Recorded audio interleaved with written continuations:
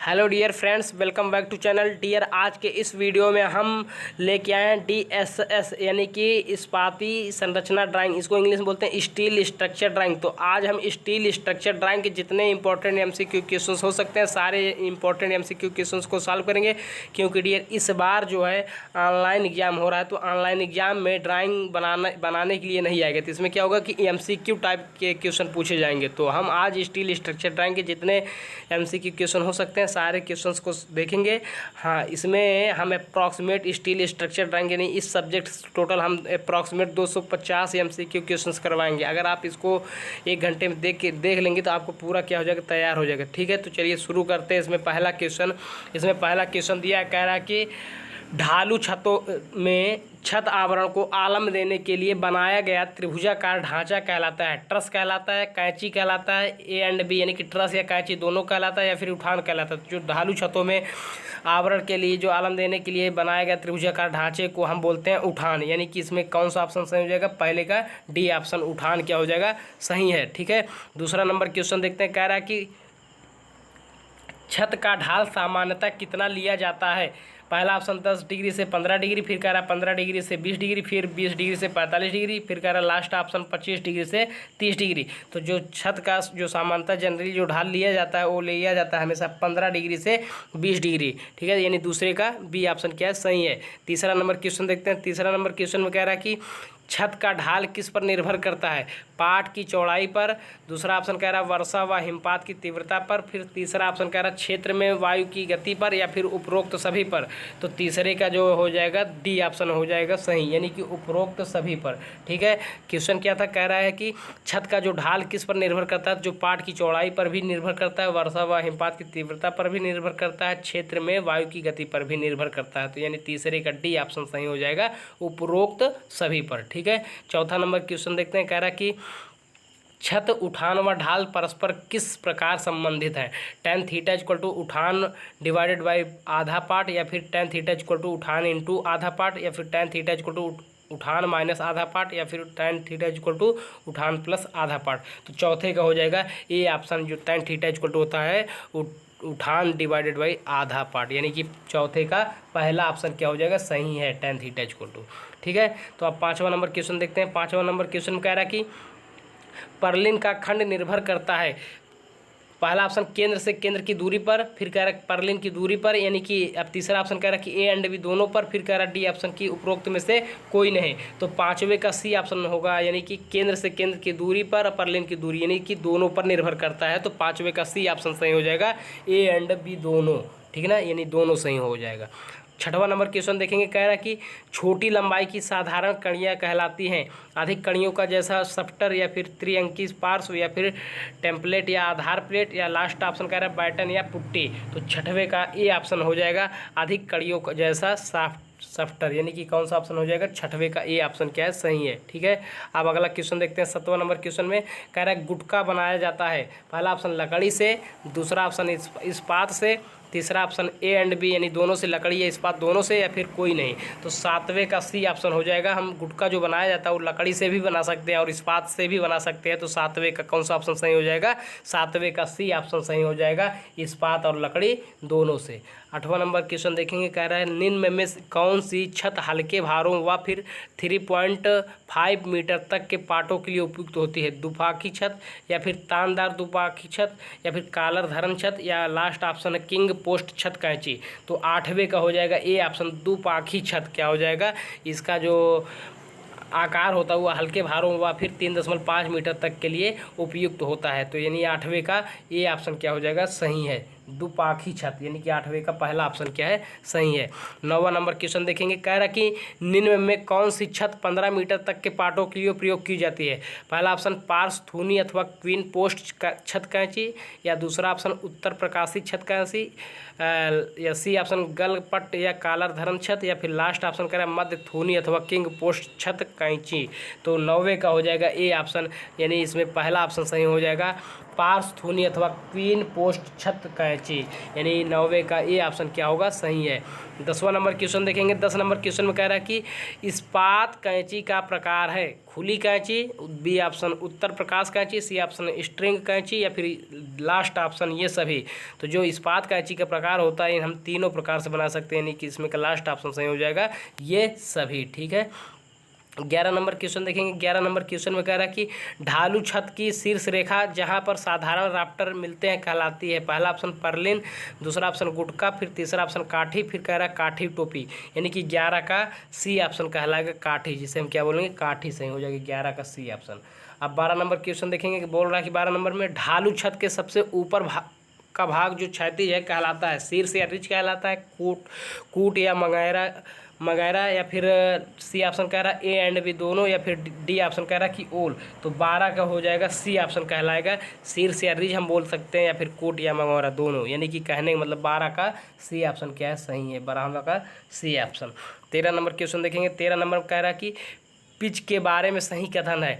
पहला ऑप्शन ढालू छत की ढाल है जो वह क्षैतिज के साथ बनाती है, बी ऑप्शन कह रहा है यह छत के ढक्कन की सामग्री पर निर्भर करता है, सी नंबर कह रहा है इसे डिग्री को उठान के अनुपात में दर्शाया जाता है, डी ऑप्शन कह रहा है कि उपरोक्त सभी। तो इसमें क्या हो जाएगा, उपरोक्त सभी सही होगा, 13 का डी ऑप्शन सही हो जाएगा। पिच के बारे में जो सही कथन है वो ढालू छत की ढाल है जो क्षैतिज के साथ बनाती है, ये भी सही होगा। यह छत के ढकने की सामग्री पर निर्भर करता है, ये भी सही होगा। इसे डिग्री को उठान के अनुपात में दर्शाया जाता है, ये भी सही होगा। तो कहने वाला 13 का डी ऑप्शन क्या हो जाएगा, सही है। उपरोक्त सभी तीनों ऑप्शन क्या है, सही है।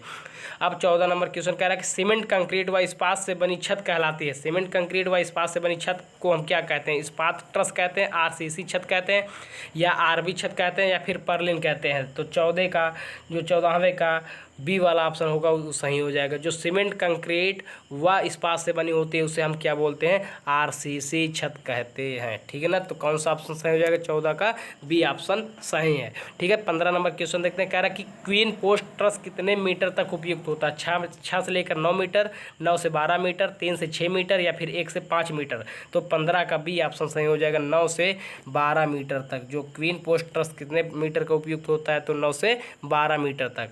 अब 16 नंबर क्वेश्चन देखते हैं। 16 नंबर क्वेश्चन में कह रहा है कि कॉलर कैंची का प्रयोग कितने मीटर के पार्ट के लिए होता है, 7.5 मीटर पहला ऑप्शन, फिर कह रहा 9 मीटर, फिर कह रहा 4.5 मीटर, या फिर 6 मीटर।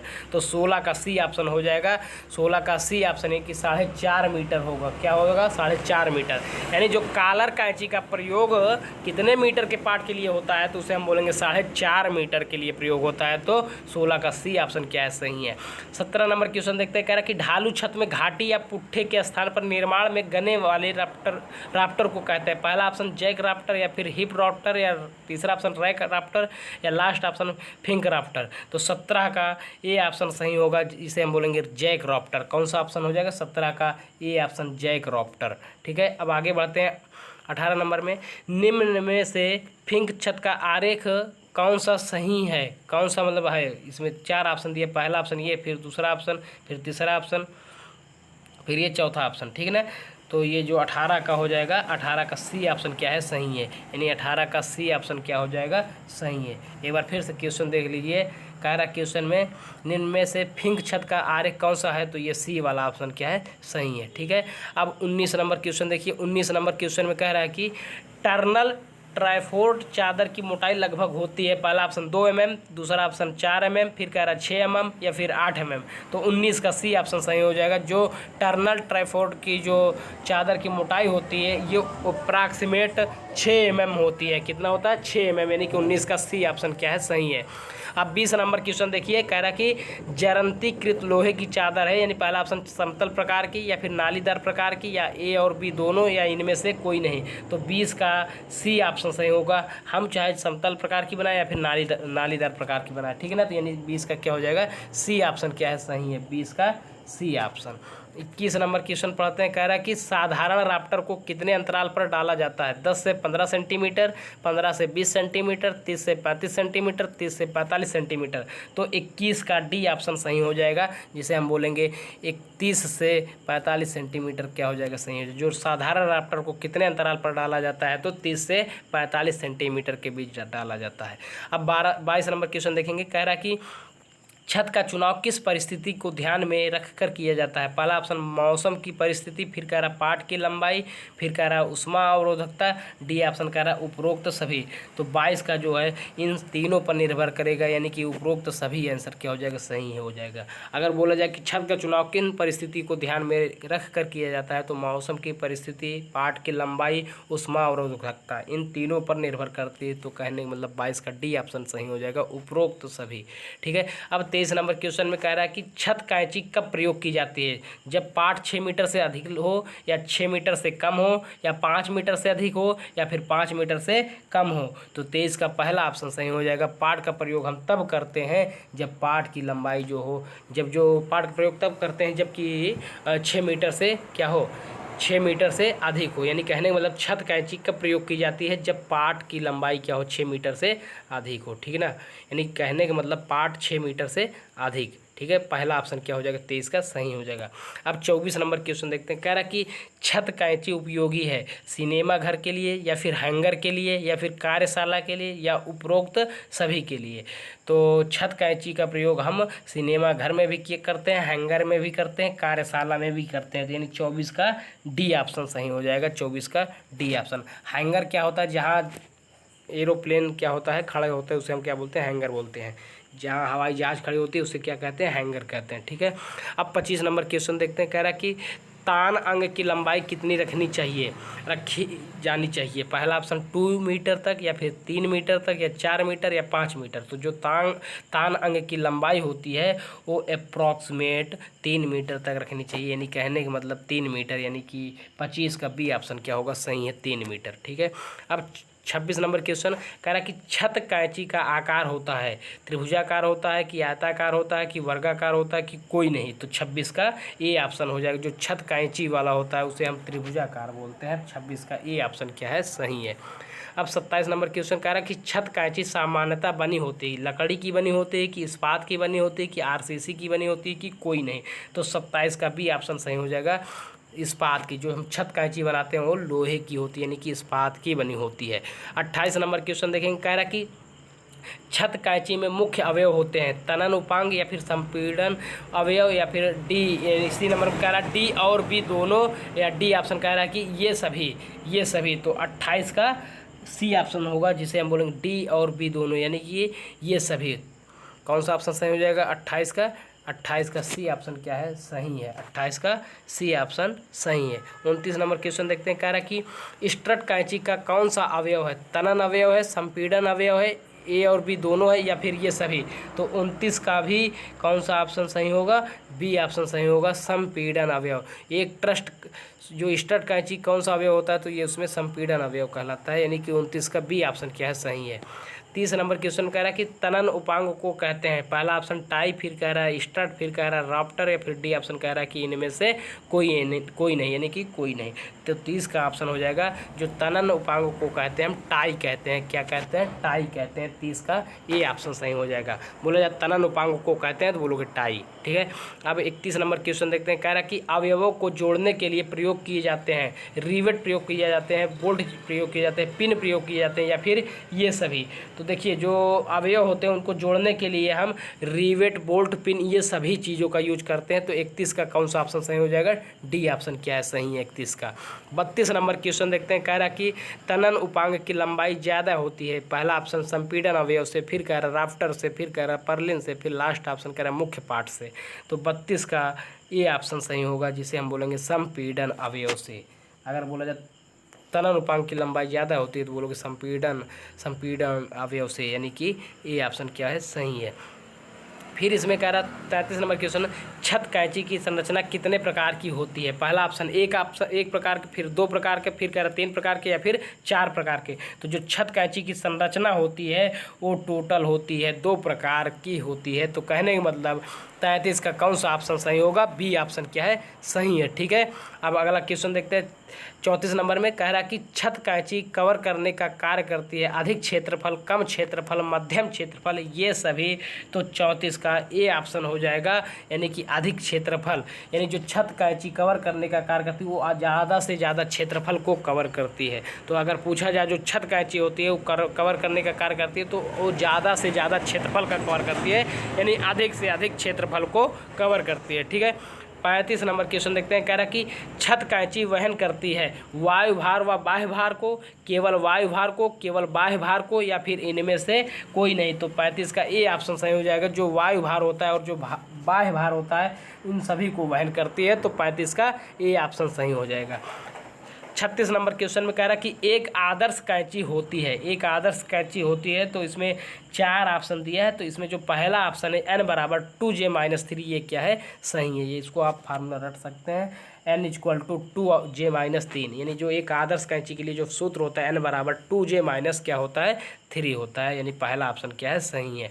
37 नंबर क्वेश्चन में कह रहा है कि एक न्यूनांगी कैंची यानी कि डिफिशियंसी ट्रसेस कब होगी? यानी कि इसमें 4 ऑप्शन दिया गया है। तो 37वें का बी ऑप्शन सही हो जाएगा। जब n < 2j-3 होगा तब क्या होगा? ये एक न्यूनांगी कैंची के लिए यही सूत्र होगा, n < 2j-3, यानी कि 37 का बी ऑप्शन क्या होगा? सही हो जाएगा। अब 38 नंबर क्वेश्चन में कह रहा है कि एक अधिकागी कैंची होगी। तो इसमें 4 ऑप्शन दिया है। तो चारों में जब n > 2j-3 होगा तब क्या होगा? एक अधिकागी कैंची होगी। तो यानी कि 38 का सी ऑप्शन क्या है? सही है। ठीक है, 38 का सी ऑप्शन सही है। 37 में क्या था कि जब n < 2j-3 हो गया, यानी कि 37 का बी ऑप्शन था।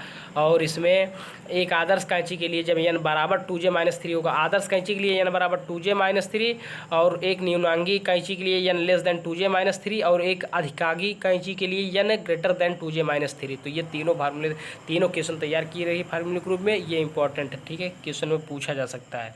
तो चलिए 39 नंबर क्वेश्चन देखते हैं। 39 नंबर, जब कैंची के सभी अवयव एक ही तल में होते हैं तो कैंची समतल कैंची कहलाती है, आदर्श कैंची, न्यूनांगी कैंची, या फिर अधिकागी कैंची। तो 39 में 4 ऑप्शन दिया है। तो पहला ऑप्शन क्या कहलाएगा? समतल कैंची। जब कैंची के सभी अवयव एक ही तल में होते हैं तो उसे हम बोलते हैं समतल कैंची बोलते हैं, यानी 39 का ए ऑप्शन सही है। 40 नंबर क्वेश्चन देखते हैं। कह रहा है कि छत कैंची में मुख्य अवयव होते हैं निचले काट सदस्य, ऊपरी काट सदस्य, जालक सदस्य, ये सभी। तो 40 का डी ऑप्शन क्या हो जाएगा? सभी कहलाएंगे, सभी सही होगा। यानी जो छत कैंची में मुख्य अवयव होते हैं वो निचले काट सदस्य, ऊपरी काट सदस्य और जालक सदस्य सभी होते हैं। ठीक है, अब 41 नंबर क्वेश्चन देखेंगे।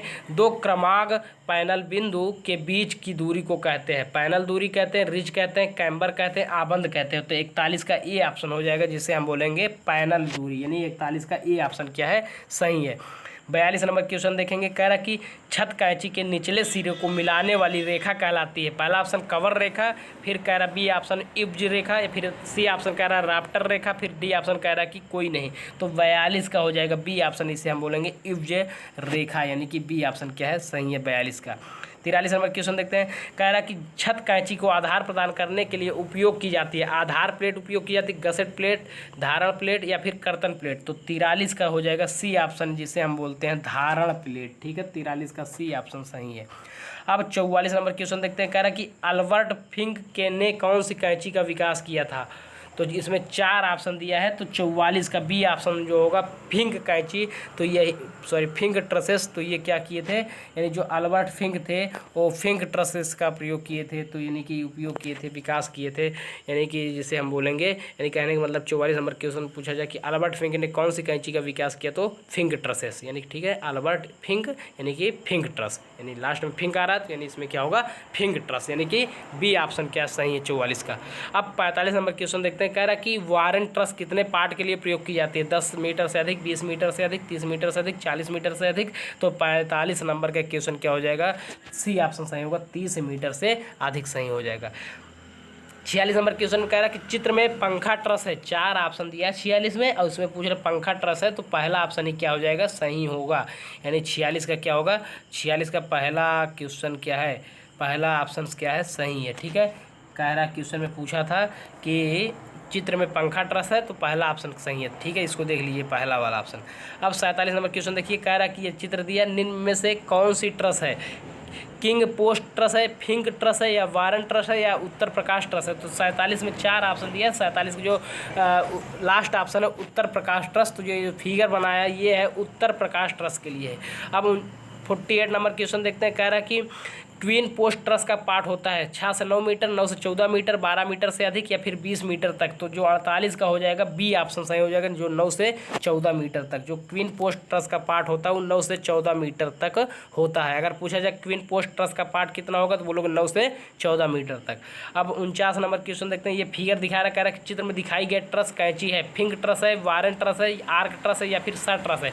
तो इसमें 49वें का बी ऑप्शन सही होगा, जिसे हम बोलेंगे वारन ट्रस। ये जो फिगर बनाया है ये वारन ट्रस का है। किसका है? वारन ट्रस का।